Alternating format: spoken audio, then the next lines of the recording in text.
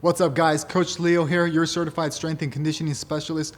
Part 2 of our 3-part series, how to get faster with these 6 exercises. All right, so last week we talked about A march and falling starts. This week we have med ball toss and jumping starts.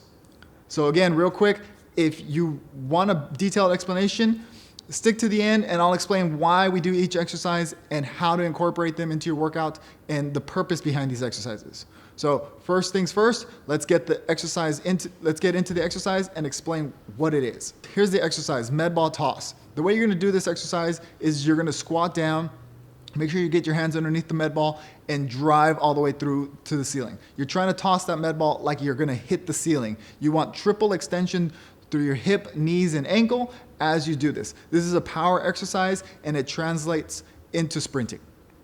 Number 2 is jumping starts. Another jumping exercise, but leaning into a sprint. So you're gonna jump once, and then on that second jump, you're gonna, as you're coming down, you're gonna land, but as soon as you touch the ground, you take off. The whole point is to be quick, reactive, and then take off.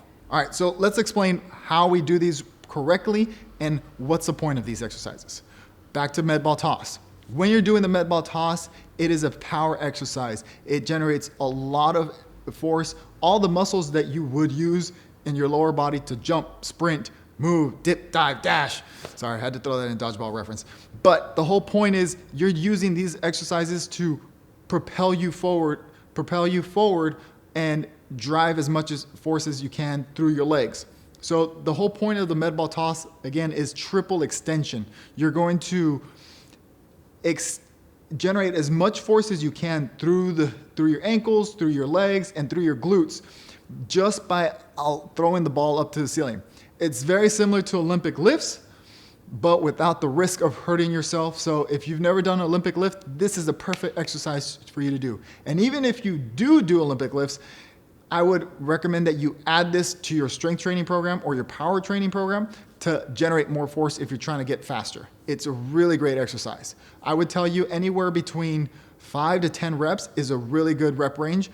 Use a sufficient amount, heavy enough med ball, because what you want is you want to generate as much force. Again, I keep saying that word, generate, but that's exactly what you're trying to do. You're trying to push everything through the ground and get triple extension through the air. As you see me, I'm pushing everything I can up through the ball into the air.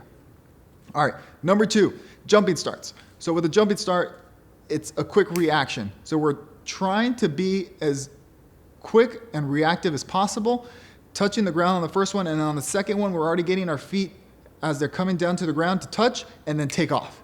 We're trying to simulate that feeling that we have while we're sprinting, because when you're sprinting, it's literally accelerated jumps in unison. So you are off the ground.